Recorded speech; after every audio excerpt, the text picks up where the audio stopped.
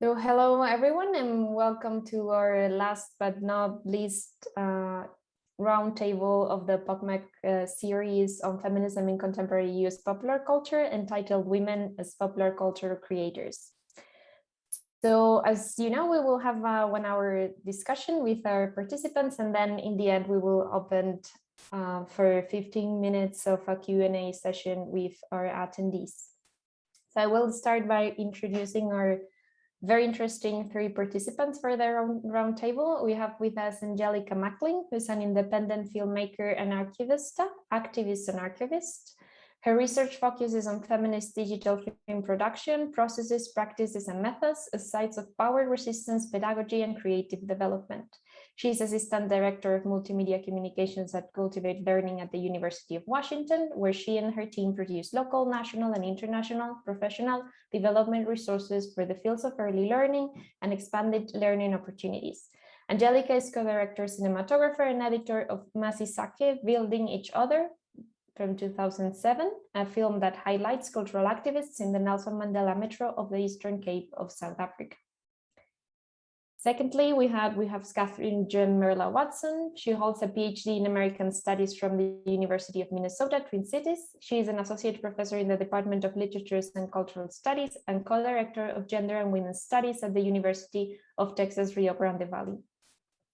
Her research interests include Latinx studies, Latinx speculative aesthetics, queer theory, performance studies, Chicana and Latina feminisms, and social justice. She has published articles in Aztlán and Melos and chapters in the Unmaking of Latina Citizenship, Culture, Politics, and Aesthetics in 2014, Research Justice, Methodologies for Social Change from 2015, and Latina Outsiders, Remaking Latina Identity in 2019. And finally, Maria Murphy holds a PhD in musicology from the University of Pennsylvania and is the Associate Director at the Alice Paul Center. Her work examines the relationship between music, technologies, and body politics through multimedia performance art, American experimentalism, and aesthetics activism in the 20th and 21st centuries. She has taught in various programs topics such as gender and globalization, queer cinema, music and politics, cyborgs and sound technologies, and Western art music. She's working on her monograph, Biopop, Laurie Anderson, Technobodies and Aesthetic Activism. Maria is also interested in developing creative spaces for hands-on research. So this roundtable aims to offer a discussion that analyzes the gendered particularities of creating popular culture and media in the US, and its main focus, as the title suggests, is women, but we will be centering the discussion around also non-binary and non-gender conforming identities and any other identities other than the cis male, as per our previous roundtable on queer identities has also been dealing with. So to begin with, to open the questions, I want to bring up the issue that we live now in a context where in a historical time where mainstream feminism is gaining prominence, and many popular culture productions showcase this concern, sometimes let's say more superficially and unsuccessfully than others, but we are still dealing with some lack of behind the camera, so to speak, representation. And it is often understood that non-cis male voices can be beneficial in when it comes to representation and in terms of challenging the male story as the universal story, or providing audiences with more nuanced information and accounts and experiences, for instance, of sexual violence, and basically challenging the male gaze. So this, I guess it's up for discussion, and you can latch onto that line of conversation, even if the male gaze is still an interesting way of approaching these issues. So in this context, how do you think that women's and non-normative gender voices are disseminated and perceived nowadays? And does their creative work continue to exist anonymously and in the margins? And what are the implications of occupying those margins? Because this can, on the one hand, this might imply free labor if we think, for example, of internet fan spaces, which we've been talking about in other roundtables, but also it might grant you more creative freedom. So that's the first kind of topic that I want to bring up into the table. So if anyone wants to comment first, feel free.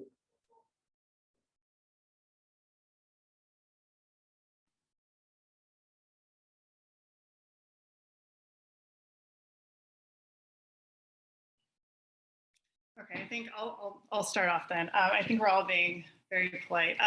So I don't specialize in popular culture per se. I examine a lot in my work marginalized voices and performances. But I think when we talk about popular culture, we're oftentimes, I think, thinking about, or at least this is the way it works in my classroom, you know, film or popular media, social media platforms like, you know, TikTok, Twitter, Instagram, Facebook, etc. And so while there has been within, I don't know, roughly like the past decade, even like conversations around like complicated, nuanced conversations around identity that involve addressing, you know, non-binary or queer identity has been a very recent thing, but you don't see a whole lot. And I'm trying to like think of examples in film or television shows right now where the creator of the show is non-binary or even queer. Someone that I've been following for a while that kind of bridges these previously, but still are like marginalized spaces of creation to more commercially successful, like popular culture is Tanya Saracho and her show Vida. And so she's a queer writer director from the Rio Grande Valley, which is where I live and teach. And so it's no accident that obviously that Vida centers on queer Latinx characters, right?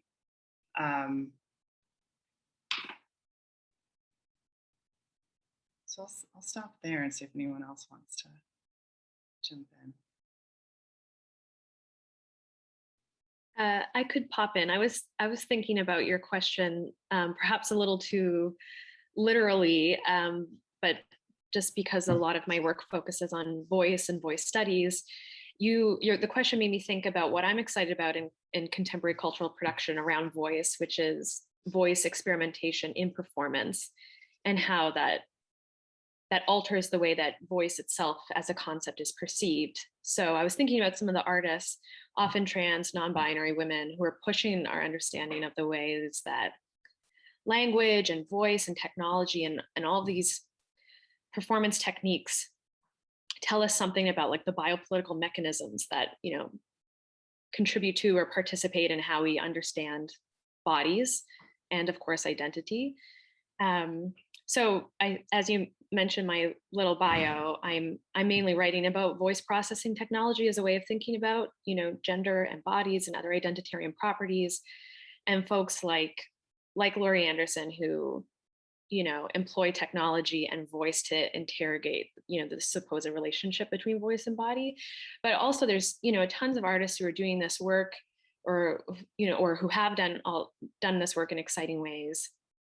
Some that came to mind were Juliana Huxtable, Anoni, E. Jane and their alter ego Misa, Sophie's past work, and many others. And I think there's really some remarkable work being done that takes up voice and performance and vocal processing in particular, that really is communicating a lot about politics and personhood and subjectivity that really alters our perceptions away from gaze, and also considers like the way that orality can also contribute to these conversations about how knowledge gets produced about bodies and identity. So can I just ask a follow-up question? So what you just said is like absolutely fascinating, and I do not know very much about this field, and I specialize in cultural studies, so I imagine others might want to hear more about like what you mean by vocal processing, or at least I do. Oh, sure. Sorry. Yeah. When I talk about vocal processing, I just mean like anything that changes the like acoustic sound of voice. So, I mean, that's everything from like early vocoders, which is like, those are technologies that got like developed for military purposes, like scrambling text in like, I forget what it's called, like Sigsali, like among allied forces in the Second World War to like scramble voice messages and then unscramble them on the other side. So technology like that, well, it's also very bizarre because it has like a militarized history and context. But I mean, everything from that to like auto-tune, any kind of voice modulation. So that's what I mean by voice processing. Sorry, I could have defined that earlier, but that's anything to do with, changing the sound of voice in like any context, so very broadly speaking.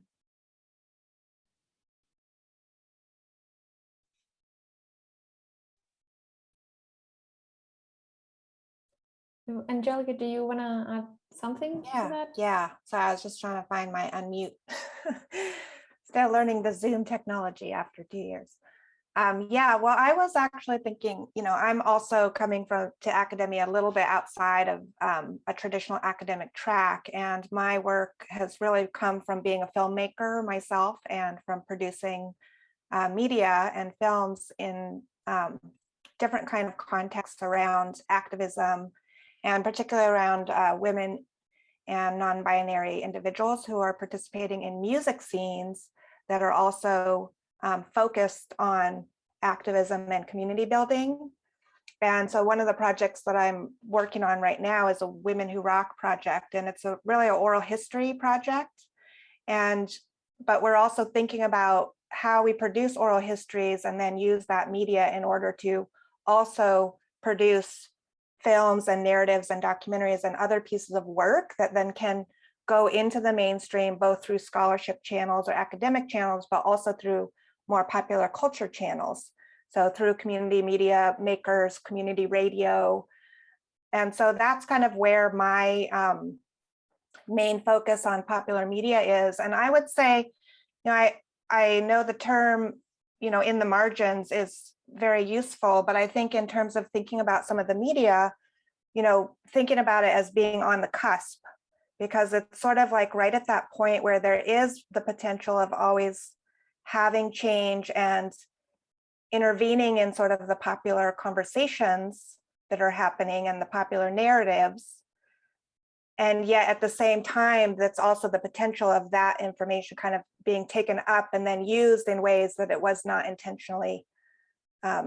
Initially the intervention it was supposed to be creating actually creates a space where it's taken up and then turned into mainstream popular narratives that then reinforce the very thing that they're trying to intervene in. So I think that moment of being on the cusp is really exciting because there's a lot of work that a lot of folks, especially women and people of color and queer media makers and cultural producers, are in that space.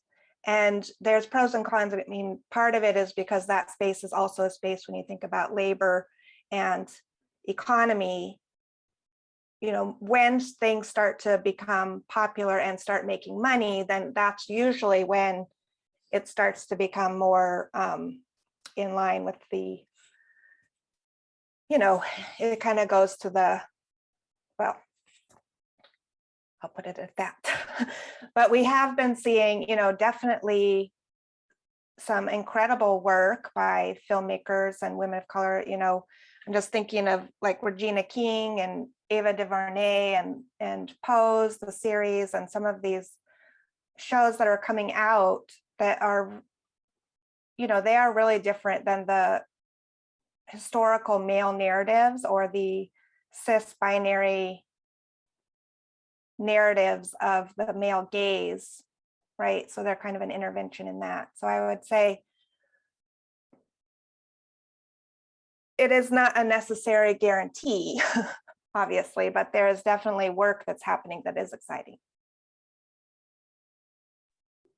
Thank you so much. I think Angelica has brought a very interesting point when speaking about this idea of how these performances and activists and people who are creating in that cusp can move into the popular culture in the mainstream media. And I think there's a very interesting divide there that's kind of a very ironic, I would say, evolution of this distinction between high and low culture.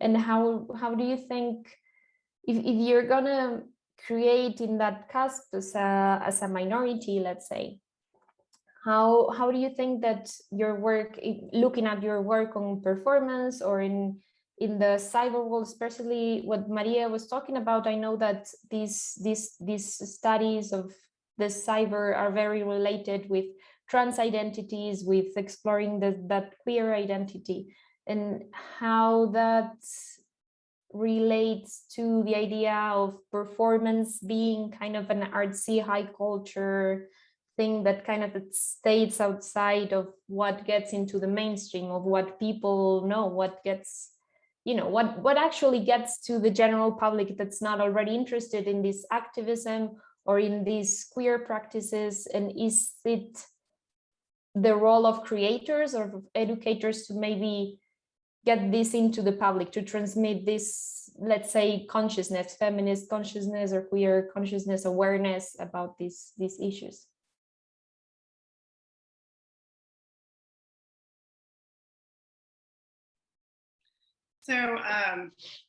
So one of the things I'm really interested in, well, my work more broadly, and I guess maybe when I submitted my biography, I didn't include this, examines the sort of emerging body of Latinx speculative aesthetics, which includes science fiction, fantasy, horror, and more specifically, I'm interested in like queer Latinx speculative aesthetics. And so my book project right now, which is very slow going, examines how queer Latina performers sort of deploy tropes of the apocalyptic and post-apocalyptic as a kind of affective politics. So, you know, when we think about even just horror more broadly, it's a kind of structure of feeling, right? Borrowing from Raymond Williams. And so it encourages us then to think about how horror itself, and even relatedly the apocalyptic, what we feel to be world ending, is highly subjective. And so, for example, Jordan Peele's Get Out is an excellent example, of course, of how a film projects and centralizes or focalizes Black fear, Black terror, right? So one of the groups that I look at is called Zombie Bazaar in San Antonio, and they're Panza, they self-identify as like a Panza fusion dance troupe. And they intentionally use tropes of the zombie in order to make visible or enact through dance and performance various sorts of oppressions, intersectional oppressions that women, particularly in San Antonio, but also globally, experience. And this kind of like self-conscious use of this figure of the zombie, and again, understanding its origins and cultural significance. They use it to, so a lot of these women, or most of the women in this dance troupe, are not like your typical, and they do draw from like belly dancing, which is very sort of white and heteronormative. And so like they use their bodies as, a lot of them queer Chicanas, some of them also, non-binary, who have body hair. Their bodies that are not normally included within this space of belly dancing. And they have, and they're an interesting group. They have entered these sort of, I guess, and I don't know much about belly dancing, but from what they've told me in interviews, like they've actually competed at these like belly dancing competitions, and they're always sort of marginalized and nobody understands, and considered like weird. And but then they also perform in very like public spaces as a form of, you know, protest. And but my point is that like they are not, and they know this, and it's intentional, they're not palatable to like the dominant patriarchal white heteronormative eye, right? But it also quite simply sucks because like, how do you like make your way as, or make a living like as an artist, you know? Like how do you bridge this sort of like space of marginality, or as you know, Angelica said, what is it, this, or just this like being on the cusp, right? Because like when you're on the cusp or in these marginal space, like that's has like material consequences. And then I think it also begs questions about trying to speak to an audience beyond like your own people, beyond preaching to the choir, so to speak, right? But at the same time, you know, sort of dominant spectatorship, like they're not legible in particular ways to this like dominant spectatorship. So yeah, I don't really have an answer, but I guess I just wanted to sort of flesh out that that tension. Yeah, and I think you make a really good point, because one of the questions that I always ask is, what is the purpose of doing sort of feminist media work, and what are the intentions that people have behind doing it? And is the intention to have a career in that and make a living off of your artwork and your media work that you do? Because most of the people that I know who do this kind of work, it's not necessarily that it is their path. They might have a different job that is a day job, or they incorporate media making into something that they are doing as a professor, for example. So they might incorporate media making into their work with students and building archives or creating spaces of belonging for folks in our communities who are artists and activists and people who really want to have time together to explore and create, but not necessarily for the purpose of making their own living, but mostly for transforming and intervening in some of these narratives, right? And I think that's the tension in feminist studies often is, what are the expectations of the work that we do in terms of that trajectory of your life, right?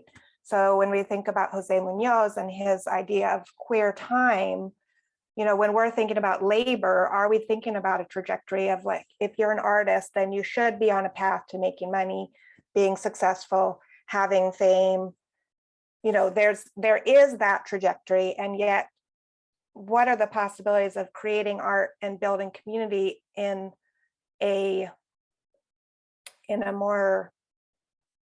effort to reshape life, right? Or reshape people's experiences together as creative beings.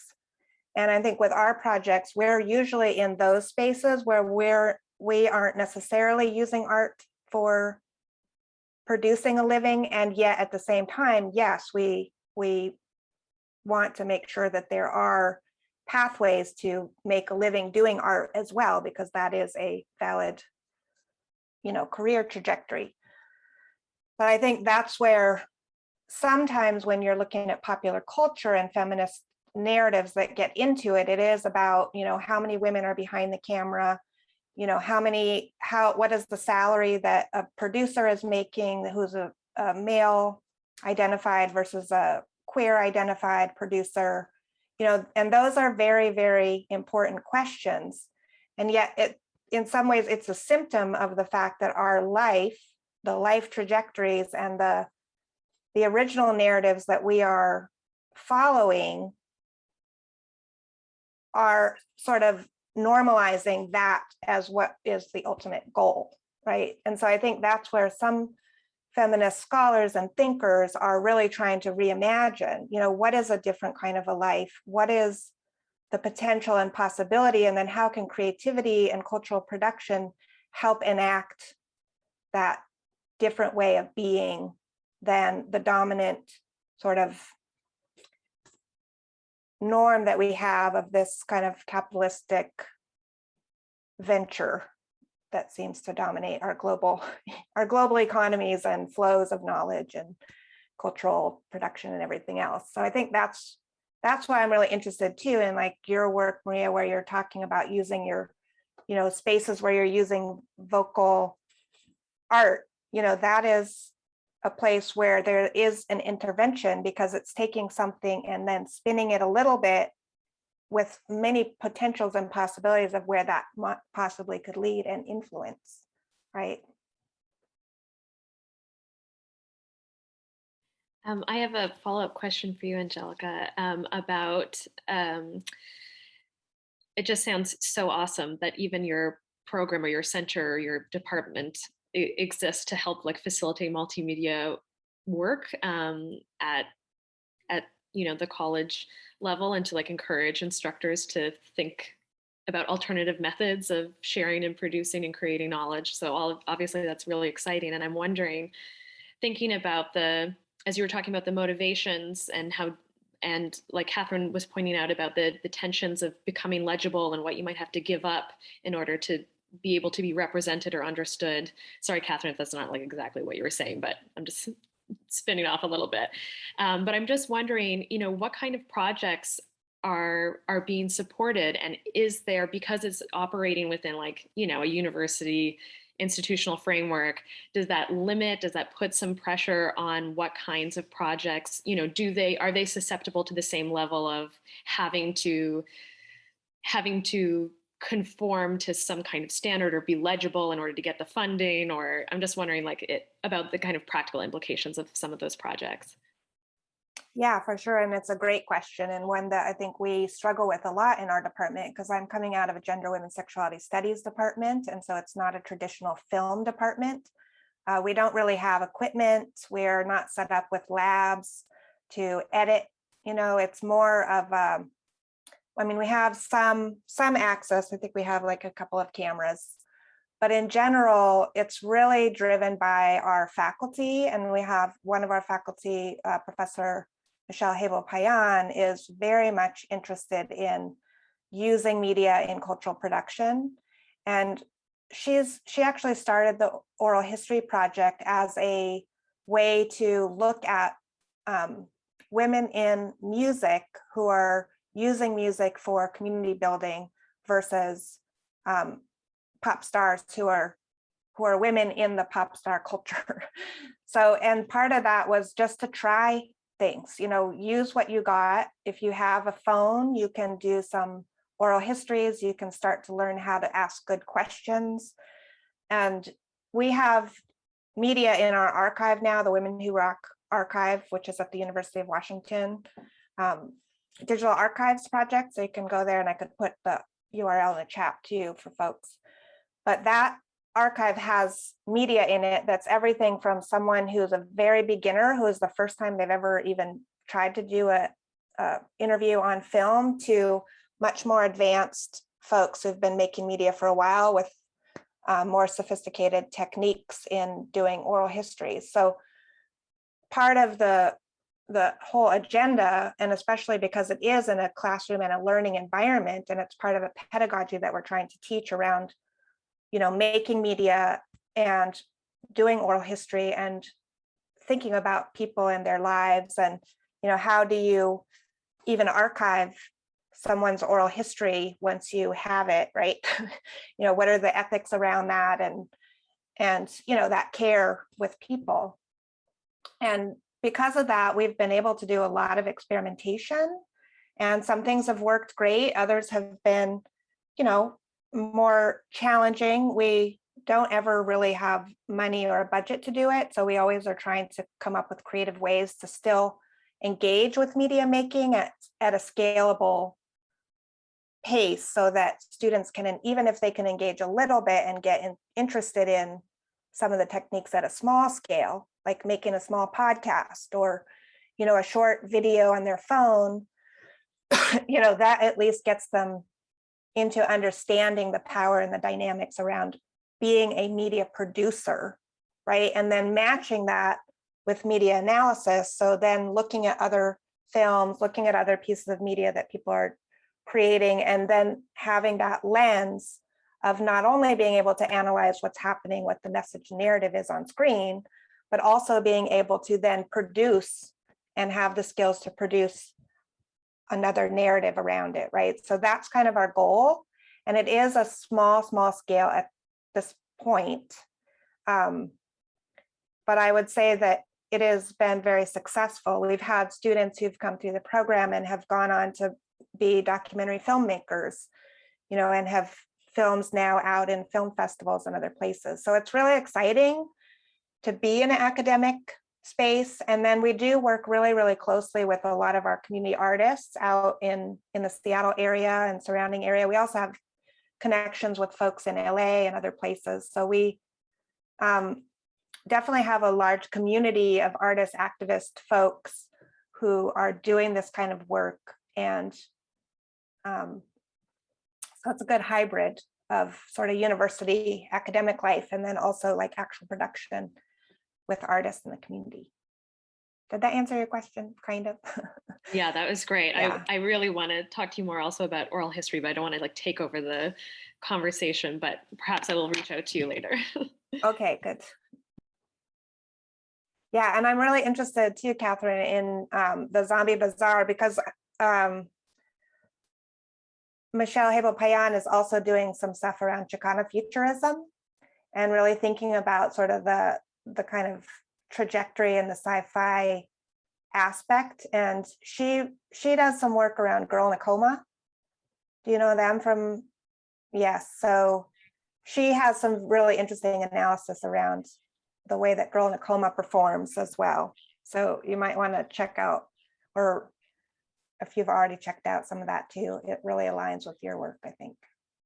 Yeah, actually, it kind of, when you started talking about Michelle's work, it kind of, the connection there in my brain snapped. So actually her essay on Girl in a Coma is included in the edited volume Altermundos, which is on Latinx speculative cultural production. And so yeah, I worked with her a bit on that essay. Yeah, it's a great essay. And one of the things that she talks about, and Maria, please just shut me up if you were gonna say something. So I'm just gonna go off. But that she talks about, and that we talked about kind of collectively in that edited volume. And it was also building, and this idea of rascuachismo, which is a Chicanx sort of sensibility and aesthetic that combines high and low. And by the way, I just got this amazing book and started reading it. Lada, I noticed that you had referenced it in some of your questions, and so so I imagine this is where it's going. Like I've literally just read a few pages of the intro, but yeah, this kind of purposeful and necessary combining of high and low, which Michelle talks about in regard to Girl in a Coma. And it's also an aesthetic that you see, and the term comes from queer art historian Tomás Ibarra-Frausto, who's from San Antonio in Central South Texas. And he uses the example, and he's worked in very sort of like highbrow, like the Smithsonian, right? Like in these very sort of highbrow gatekeeping kind of previously gatekeeping institutions. And he comes from the Mexican west side of San Antonio, and like he was searching for a term to make sense of not just Chicano art or Chicanx art, but also just a sort of aesthetic sensibility that this art is drawing on. And so using yard art. So if you go into really not just any kind of Mexican neighborhood or barrio like in San Antonio, but in LA or wherever, you'll see this kind of reusing of materials like discarded tires as planters, for example, this creative recycling that's also talked about in other contexts, that produces something that is like new and beautiful and sort of demonstrates resiliency. And so you also see that in not just Latinx science fiction, but also speculative aesthetics as well, which includes you know, the utopian. And so I guess I never made my way back to, and I was talking about Zombie Bazaar, like how they kind of also use rascachismo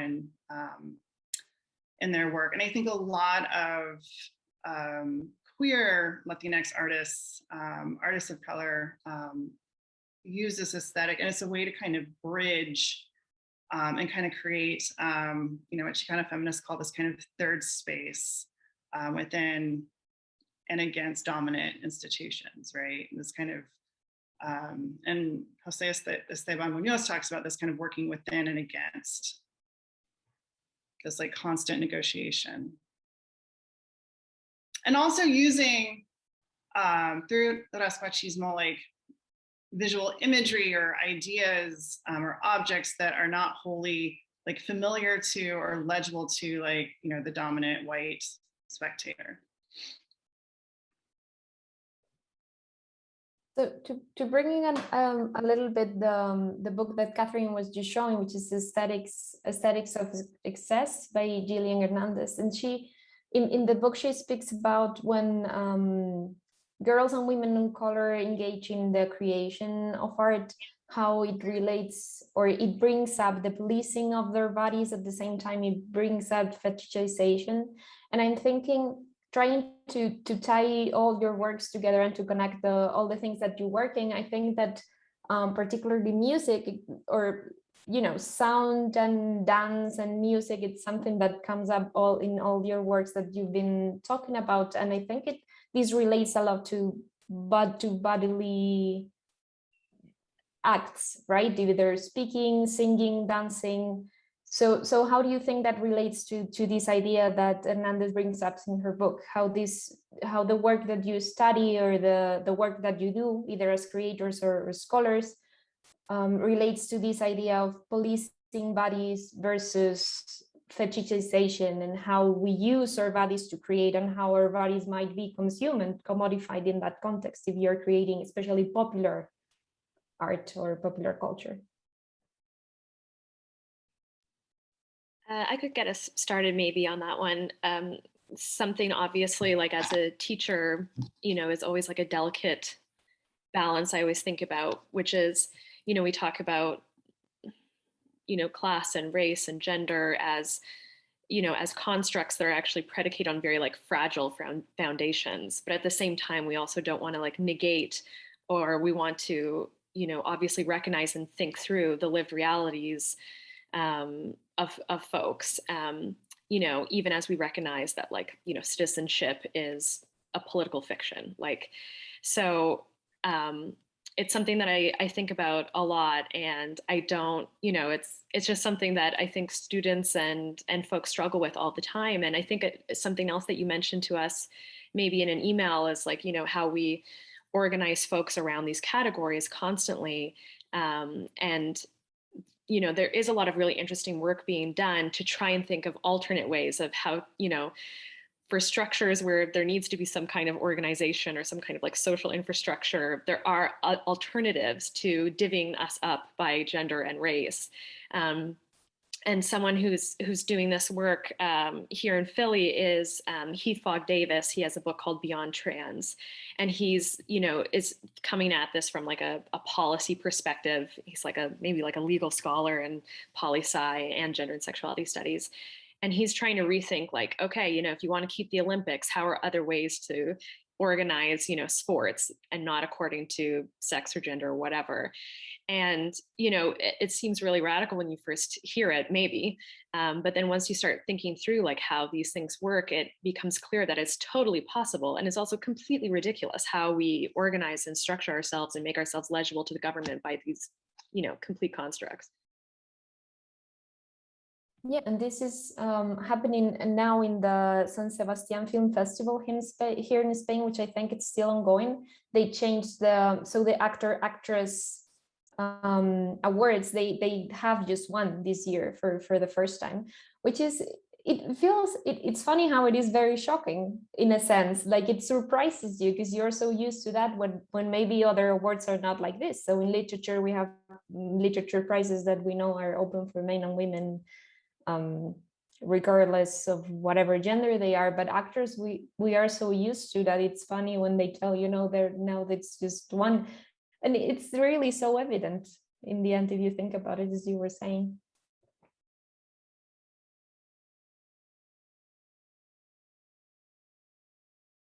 We just have been having those conversations because we just had the Emmys too here in the US, and it was once again reinforcing. And again, in the category of actors, there is a gender split, but there is not a gender split in the category of cinematographer, for example, or best costume designer, etc. So it's really interesting too, like where the gender splits get identified, and thinking again about the lack of women and people of color and non-binary people who are cinematographers at that level.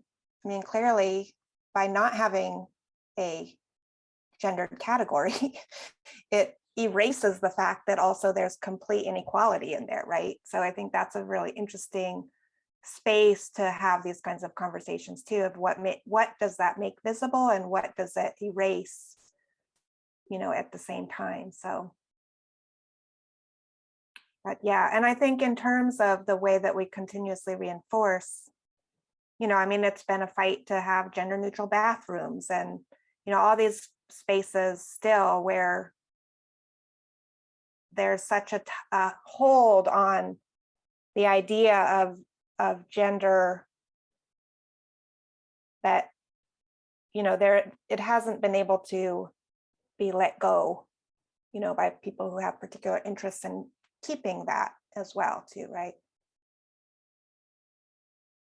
But yeah, I mean, and that's again in that space of the cusp, the creative space where you can imagine anything and you can produce it and create it, and yet whether it then turns into reality or remains kind of a visionary artistic piece, that's always going to be moving one way or another.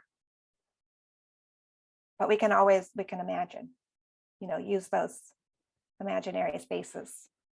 Yeah, what you Third mentioned spaces. about, sorry. Oh, Yes. I was just saying third spaces, as Maria was saying, yeah, and Catherine, yeah. Yeah, and when you were saying about what are the categories that actually get divided by gender, I thought that actually relates a lot to what I was saying about the policing of the bodies and the fetishization and the sexualization. Because, actresses are bodies that can be consumed, but if you're a cinematographer, I don't even know how you look like, and it doesn't matter how you look like. You don't have to look like an actress and look pretty and, be consumed in that very specific way. Kathryn, do you want to add something? No, I was just also thinking like how interesting this conversation is and how we're coming from very different sort of fields and perspectives, but I was sort of thinking about this in the context of Latinx science fiction or speculative fiction. And I don't know if you or others are familiar with the whole sort of, and this happened within the context of Me Too, and this sort of like rightful calling out of all kinds of powerful men, but within this realm, it was Junot Diaz. And if you're familiar with his work, his novel, The Brief and Wondrous Life of Oscar Wilde, is this kind of, in many ways, a very innovative, like hybrid speculative work, right? And it's always kind of like the go-to. But one of the things that, for so long, we all kind of conveniently or many conveniently ignored or didn't know how to deal with is like the way in which he fetishizes, women's bodies. And it was sort of like, and not just in The Brief and Wondrous Life of Oscar Wilde, but throughout all of his his work, right? All of his fiction. And when he got called out, it generated these conversations about how because we hold him or have held him in like such, you know, high esteem and devoted like all the attention to his work, it really has made invisible these other women who he, these other Latina authors who are queer and, you know, write very differently within the genre of speculative literature in ways that, you know, don't, you know, fetishize, that don't repeat like the male gaze, right? But yeah, and that's been a really sort of important moment and shift, and not just Latinx science fiction or speculative aesthetics, but you know, more broadly in Latinx literature and literature. And it's an interesting sort of tension between like, or opens up invites interesting conversations about sort of the identities of that you were alluding to, Laura, at the very beginning about how it is your own intersectional identity affects how it is that you know, you write about, in particular, women's bodies, queer bodies. And I'm also thinking about like in relationship to Junot Díaz, if you all haven't read or know about Maria Carmen Machado, who is this like amazing sort of like horror fantasy writer. Yeah, so it's like, you know, women, queer authors like this that we need to be giving more attention to. And I also don't want to be simplistic about this and say that there's always this sort of direct correlation between our identity and how we write or perceive the world. You know, I also live in a place right now where there were a lot of, and I live in South Texas on the border, where there are a lot of like Latinos who voted for Trump. So we need to be careful about these sort of overgeneralizations about the correlation between identity and how we view the world and write about the world. So I think this brings up also an interesting question when we are speaking about creators or women as creators and non-privileged, non-cis white male as creators, the case with Junot Díaz and many other creators that have been involved in the Me Too movement and many other situations, and not only thinking about the artist and, you know, when can you separate the art from the artist discussion, but also looking at the art itself, as Kathryn was saying. If you read the book, I was very, the life of Oscar Wilde was very off-putting to me. Like I read it and I felt this that you're saying. It was you could tell that there was something there that maybe, and you can tell these things also with many of the creations of this. I'm going to use the word problematic here. Male creators, you can tell in their art as well. It's not only the separation, but you can tell when you consume their art.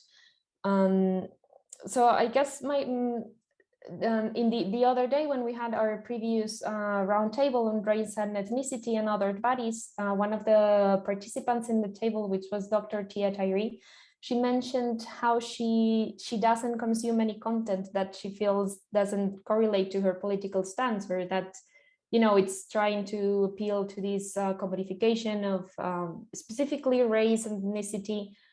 And she doesn't even watch it for research purposes, because she knows if you go on Netflix and you click, you still counts as a view. So how do you feel about this position? Would you agree with that? Would you consume the art, or would it depend on the artist, or how do you feel about that?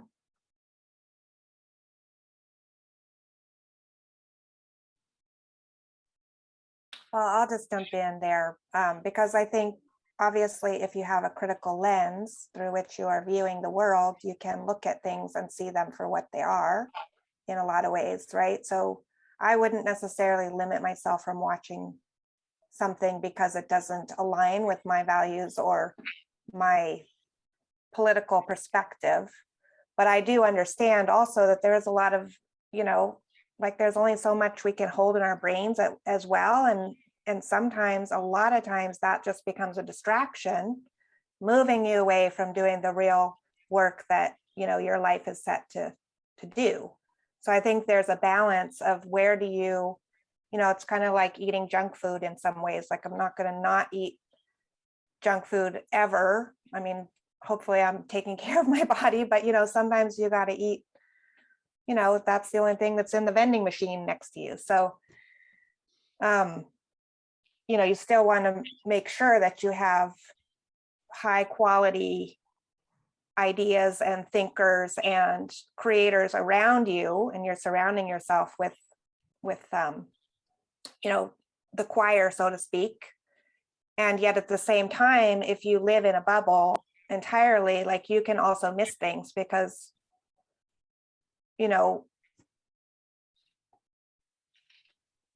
and sometimes that's also privilege, right? I mean, if you think about privilege as being a space where you can totally ignore the world because you do live in your bubble and you have access to everything you need, you can just ignore the rest of the world. But honestly, like, the rest of the world also impacts your experience, and you are impacting the rest of the world. So I think this idea of really holistic thinking has to take into consideration what are different ideas that are being passed around in the world, and how are those then impacting policy and lifestyle and popular narratives. And then in turn, having that cycle back into, especially like if you're an activist or doing gender studies, intervening or reinforcing ideas, right? So it's all kind of connected there, in my opinion. Yeah, just to kind of build on what Angelica is saying, real quick, like, so I'm not going to disagree with this person, just simply sort of offer my perspective, and also echoing Angelica that I think that's a very difficult thing to do. And like, at the end of the day, when I tend to watch TV shows, and I'm like I'm my brain shut down, and I'm just like kind of consuming, right? And it's just so, and that's, I mean, and this is the thing about popular culture, it's popular culture for a reason, right? And then, like, you also sometimes get tricked, like, you don't know how terrible it is. Like, I just got tricked into watching The White Orchid, or wait, The White Lotus. White Lotus, yeah. God. I thought that it was kind of going somewhere with some kind of like post-colonial, like critical race. No. And I was so pissed by like the last few episodes. And so, like, it's just tough. It's really, for me, it's really tough to kind of draw that line. But I mean, I understand, and I deal with it in my own teaching. Like, do I teach excerpts of, because I certainly won't do like a whole novel now. Like, do I teach excerpts or small essays of Junot Diaz? Who am I closing off space to if I do that? And but yeah, this is a really interesting and I think ongoing conversation. And also to add to that, I mean, it's very true that a lot of our media is traumatic for folks, because it is so horrific to certain bodies. And so protecting yourself from watching narratives that are also going to trigger or reinforce violence against your own body, I definitely agree with, that those kinds of things people should limit to all the extents that they can. So I don't want to trivialize the power of media or the power of keeping yourself safe from watching things that can really, do damage. So for sure. Maybe I'll just add one small thing, which is, I think there is room for a little agreement, but I'm also really invested in thinking about how folks can think collectively without always putting the burden on the individual. So, obviously there's buying power and how we spend our money and what we decide to watch, and all of that is extremely important. But I also, think it can feel more like there's more political possibilities, and it can feel more empowering to think about like the larger structural ways to combat, some of these issues. Like union organizing and industry, with thinking about what protections can be afforded to folks when they have collective bargaining power. So yeah, I think making individual choices that, or boycotting on a larger scale, like I think all of those things are important, can be very powerful, but also supporting and like putting some effort behind broader collective efforts that might affect change in a meaningful way on a broader scale, and a little bit more like punching up than like putting the burden on an individual. Yeah, I think that's a very good comment. And this is also something, just a quick note to add to that, that's something that's been going on in social media as well. When something happens with POC or with trans people, how people just write to them or tweet to them, oh, explain this problem to me, when it's the people who are being affected and you're putting the burden in those people to have to explain to the other. And I think it works in that sense as well, what you were saying. I was just going to add to that real quick, and I thought this is where you were going to, Laura, and that's a good point, though. That there's also this kind of like cancel culture that I think can be pretty overly simplistic, and it forecloses the kinds of nuanced conversations we need to be having. Not that this scholar was advocating cancel culture necessarily, but yeah.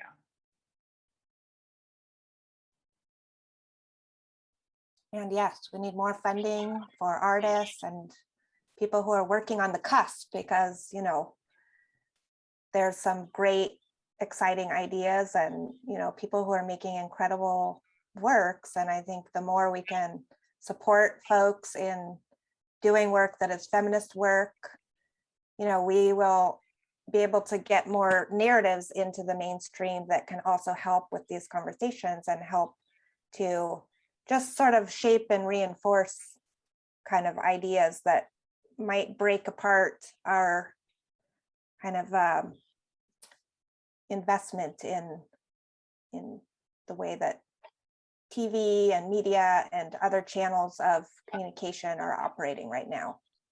So on that note, I'm gonna open the floor to the Q&A session. So if anyone wants to ask anything or comment something to our panelists, you can either write a comment on the chat if you don't want to come on camera, and if you do want to come on camera, you can unmute yourself and ask the question, and you can use the raise hand button on the reactions. Or if you have any other questions amongst yourselves, you can also jump in if you want.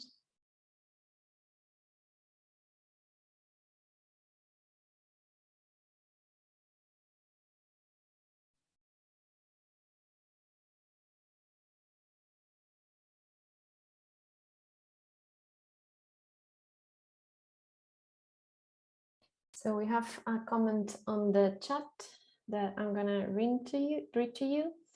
Manal Mubarak says, it is noticed that academia has taken quantum leaps in researching in the feminist issues. However, when it comes to the media, we find it still needs a lot to fight for. As mentioned by our esteemed professors, the feminist authors in particular can play a significant role in producing works that consider the gender issues and feminist issues. And at the same time, they satisfy the public hunger for good plots, thrilling actions, and happy endings. This is especially that there is the economic factor and the need to address all the audience. In any of the professors can comment further. Do you wanna, any of you wanna jump into that? I think that's. Oh no, go ahead. You go ahead. No, I was just gonna add that I was also kind of wanting to introduce kind of a similar question about the spectatorship, because this is something I think Kathryn mentioned, and how when we talk about this mainstream narrative, sometimes it is implied that we are damming up down the audience to a certain extent. It's like only the people in the know kind of are appealing to this narrative, but maybe we think differently. It's not that Netflix audiences just want to watch the same shows over and over again, or Disney audiences want to watch the same shows over and over, when it's easier for them to produce it. The audience and the spectators, it might come up as an excuse rather than anything else. I would just wanted to add that to the question.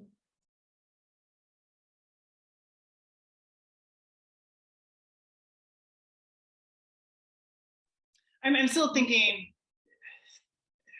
through this like complex negotiation, and I'm not sure this is related, but I was just thinking about how like millennials, especially, and younger millennials, because I'm 42 and I'm like, I think a year from being millennial. So millennials are older, and Gen Z, is that what comes before millennials?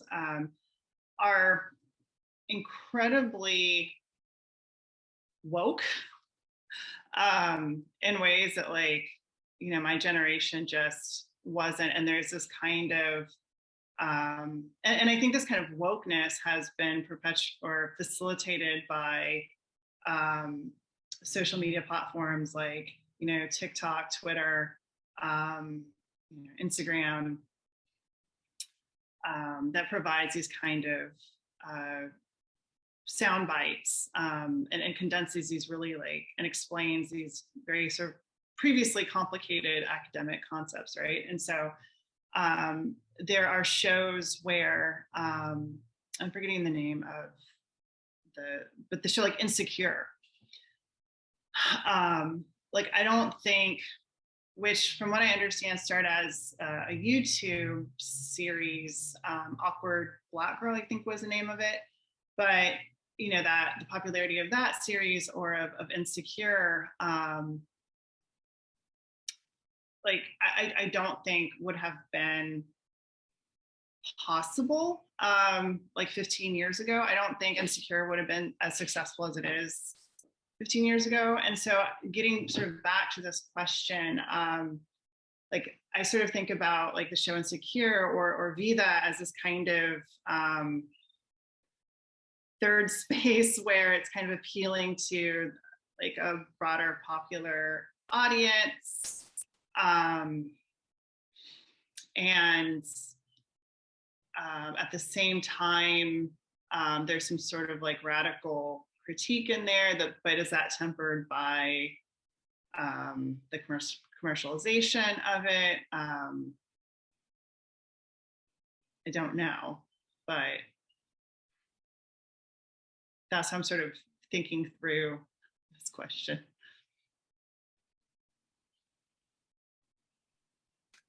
Yeah, I mean, I think I agree with you. There's always the question of when something becomes more commercialized, what are the underlying requests of the producers to change what they might have done otherwise in order to keep it, commercial and television, formatted. But I also think, there are definitely a lot of shows, and there have been shows. If you think about Sesame Street and other shows that have brought up a lot of topics and, about race and gender that have been going on and have been producing kind of ideas that reinforce feminist ideas without necessarily hiding or erasing just because they are popular. And I think there's a ton of shows, that are out now that are amazing to watch. Reservation Dogs is a new show that's on Netflix that's so awesome and hilarious and funny and, created entirely by Native producers and actors. And it's outstanding. And it also has very good questions and very good ideas in it to be able to have discussions like in class around, or, just thinking about the intersection of how we stereotype Native people and then the kind of art that they actually are making, right? And so I think shows like that are popular, and they also are a pleasure for audience, right? And they're they're disrupting and intervening in a kind of the typical male gaze that we think about when we think about Laura Mulvey, but they also are providing, a different kind of experience of engaging in the pleasure of watching and participating in watching a show. And I think Insecure is the same. I mean, it speaks to a lot of people who, can totally relate to the concepts. I see Monica's asking questions, so I'll let Monica speak here.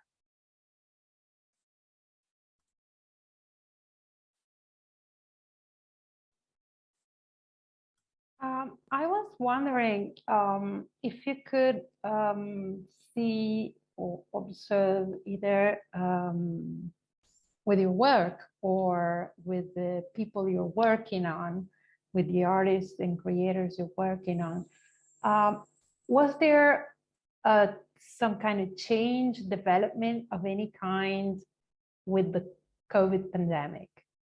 Were women creators in some way, whether your experience or what you could observe, favored or the opposite? Was it more difficult to create, to perform, to do? The space has narrowed, or it has opened to new perspective, new possibilities, new options that maybe the pandemic could offer, as we were saying before we started, even just the possibility to do virtual stuff like what we're doing now, open possibilities to people that before couldn't participate in conferences and stuff like that for reasons that could be whatever, economic, social structure, whatever. So do you think that in this field as well, broadly, of creators, something has changed for good, for bad, in whatever way you feel it has changed, or it has not changed? I could get us started to just say, I mean, on the one hand, like, obviously COVID has further exposed how stratified and unequally distributed like the labor of care and social reproductive labor, and how fragile like our support networks and our social programming is. So, like, obviously, it's stuff that people knew, but it just kind of further entrenched and further exposed like how unequal our systems are. And at the same time, I'm very encouraged by the very abrupt shift to adopt more accessible practices, and in the academic way, and like conferences and events and teaching, where folks who previously had to really fight or advocate for themselves to get certain accommodations and were denied them, now it's suddenly, because it's been because we've all had to adapt and make things available on a sort of mass scale, I think that there have been some really great leaps. And in terms of creative work, I mean, there were so many artists who were offering, who were doing fundraisers, or who, were like doing mutual aid work and bringing their creative work into, again, like more accessible places, and in virtual spaces that I think I feel very encouraged by. And even as some places have returned to more in-person activities, there have been more hybrid creative options that, that certainly don't solve all these issues, but I do think have created better, more accessible practices that are just more widespread.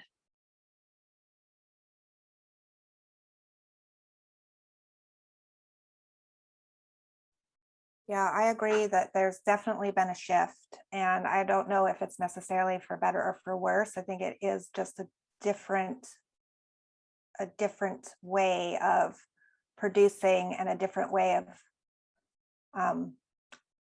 kind of building relationships in the world. I mean, it is harder when you aren't going to a conference to really make connections with folks. And I see all these beautiful people in the audience, and yet at the same time, after this is over, probably I won't be able to run into them in the lobby and, have a conversation. I mean, there are ways to facilitate that, obviously, with extending Q&A, but I think that's where you do have to be very, very intentional also about how you're continuing to build your network and continuing to connect with other artists and other folks, and build the creative projects that you're working on.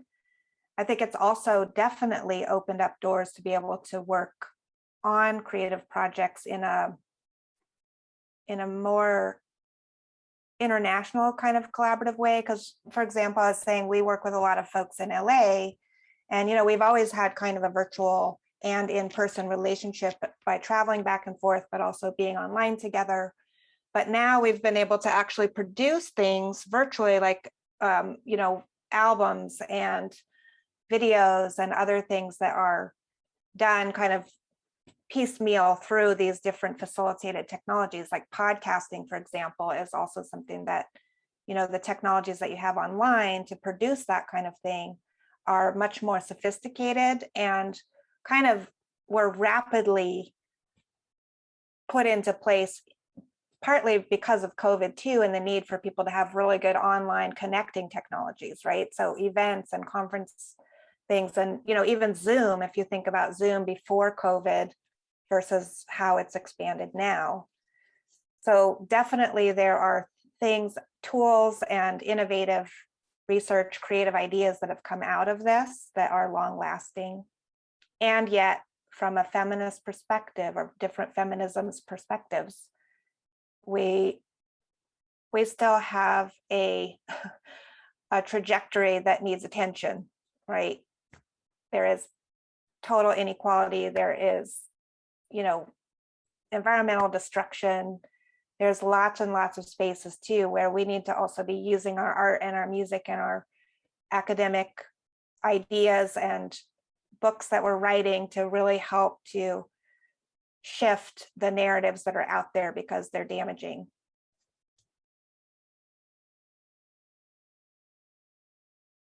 Sorry, that's the end of my comment.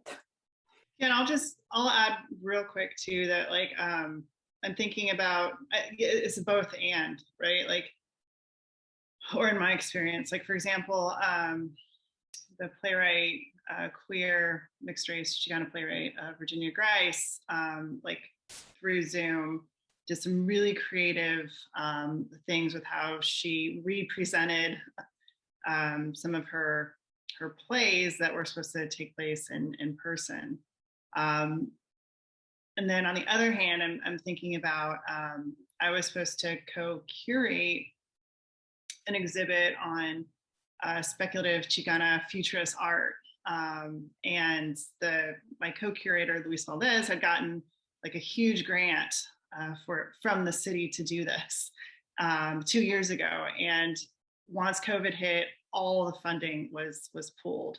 So there's also very material consequences like this. So, at once it provides sort of a space for kind of rethinking, remaking, but there's also things that are lost. And I do also wonder, because everything's become so, in some ways, democratized through Zoom, it's pretty amazing. I can forward all these events that are happening virtually to my students, but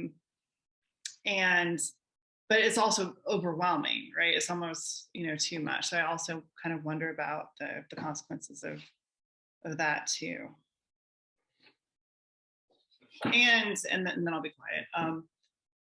Speaking of material consequences, when we started doing this with speaker series at my institution, which in the School of Interdisciplinary Studies and Community Engagement, under which Mexican American Studies and Gender and Women's Studies is located, we have no money. So, on the one hand, I've been able to convince friends and colleagues to present over Zoom over the past 1.5 to 2 years, but we're not paying them as much as as if we were to, bring them to campus. So it also begs some questions about